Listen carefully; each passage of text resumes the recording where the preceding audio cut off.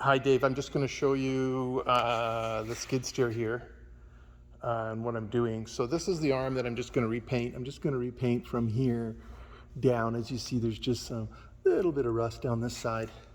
What it looked like from before was what's on this arm here. You see there's just a little bit of rusting down the front arm. So I'm just going to paint these just the front arms. Other than that, here's a quick video of the machine. As you can see, everything inside looks pretty good shape. No rips in the seat. You have air lift on the chair, and you also have a heater on the chair, air conditioned unit.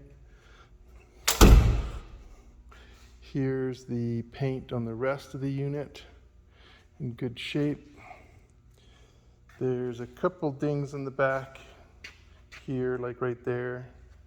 There's rust down at the bottom here where we tie the chains down. And there's rust here at the bottom where we tie the chains down. But other than that,